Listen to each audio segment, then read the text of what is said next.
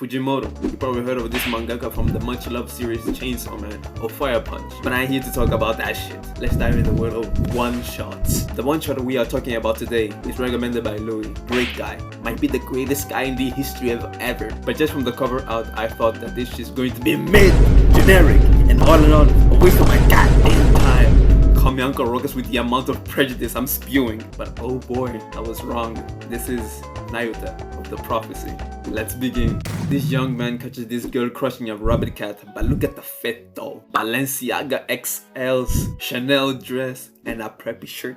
Fujimoto's not playing around with the drip. He tells her to not go alone and kill these weird things. She just speaks some dog shit talking about decapitation, entrails, carnage, and throws the critter to the boy. A magic user with horns that pierces the womb will be burned. That person will not have a human heart. She speaks in a cruel tongue, unable to comprehend by others. In the end, this person will destroy the world. We go back 10 years and people are protesting at Nayuta's house. They want to kill her because she's the child of the prophecy and she'll destroy the world, but luckily the police are there to stop them. I can't blame them. Just from the way she speaks, I can tell that she's not going to end well. Her brother peeps from the window, but his dad tells him to back off because there's a lot of protesters out there. And his name is Kenji. Denji.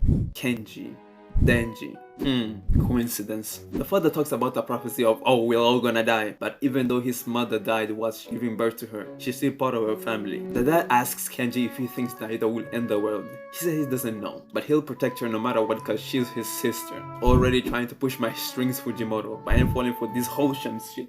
Devilish things are gonna happen, I can smell it. Kenji's father's dead. He was killed by one of those prophecy believers, and we go back to the present. Kenji's an electrician, and pretty good at it from the looks of it, but he gets laid off because of his sister, and now he's broke. A protest is happening about the prophecy again, and the leader said that they shouldn't leave Naruto be chilling like this. They need to use the power of the law to kill her, because if they do it, they'll become murderers. I don't buy it. They are opposers who know they can't do shit against her. Out of nowhere, this guy shows up and says there's nothing frightening about Naruto. What's frightening is terrorism and nuclear weapons of other countries. He even brings a magic user to show that they don't have the power to destroy the world with a small daggers they manifest. But he's actually a politician, this was a PR. Kenji wonders if Naruto would actually destroy the world. She crushes rat heads, sometimes dismembers sand dogs. He doesn't know what she's thinking about. She might actually destroy the world. But even if Naruto is the villain, she's still his sister and he will stand by her even though she's a little bit scary. Nah, she's very scary. Look at them swords, we're so good. He asks if she killed these things. She just spews more murder gibberish and throws the mouse bird at him. They have a cute dinner together and Kenji gives his share to Naruto because she eats a lot. I guess purgatory, slaughter, torture means delicious? I don't know. I don't speak Americanese. He keeps trying to understand her, but he can't. Luckily, she can understand him. He doesn't know what Naruto is thinking. She reads books, sometimes massacres animals, but she can't sleep on her own. Is he supposed to be scared of her or love her? Naruto is on a field and a granny is going crazy, understandably. She's killing the cows. Damn, look at these panels. Fucking beautiful. They should be put on a museum. Kenji finds Naruto with a bunch of carcasses. He apologizes to the villagers. Understandably, they are pissed off and scared. They demand that he sends her to the police, and some even wish to deal with the matter themselves. But Denji takes all of the blame. This guy's too good, making me tear up. Why isn't this shit on the Chainsaw Man series? Kenji has to live for a bit and leave some sandwiches for her, but she's just eating a goddamn cow hoof. She scribbles sorry on a paper and Denji comes back bloodied. Why are they doing this to my boy? Oh my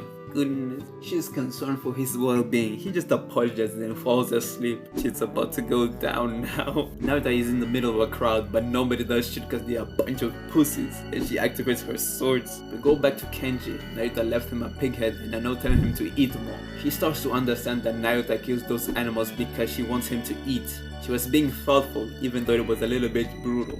He goes outside and Naruto is about to make it rain with the swords. It's so over. The Ankh yapping about the end of the world, but bro hasn't done anything besides yapping. The military get involved and they're about to shoot Naruto. She blocks the shots and destroys the tanks. The military bitch away. And calmly, Kenji shows up and smacks her in the head. He starts to scold her. She cries and her murder campaign stops. And this Ankh shows up again, talking about, good job young man, now's the chance, hurry up and kill her. Motherfucker, you didn't do shit. All bark, no bite. Kenji said that he won't. She's his sister. She might destroy the world, but she's his sister. From now on, he'll prevent the world from being destroyed. He didn't understand any of this before, but today is the first time he does, so it will be fine. And this kid got out of it. Oh, goodness gracious. This is so goofy but yet so beautiful. A week later, they're on a beach wandering nomadically, searching for a place to live without no people in it. Naruto asks for ice cream, but they got none. She then asks if she's scary. He says not at all, cause she's his sister.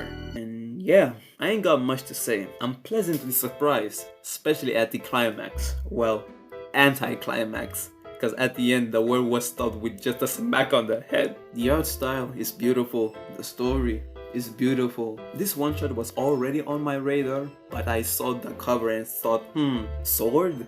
A girl? Bright colors? This is probably about magic, and that's not really my genre of things. But the Naruto believers forced me to read this shit. I thought it to be pretty good. And yeah, that's about it. I'm gonna see you in the next one.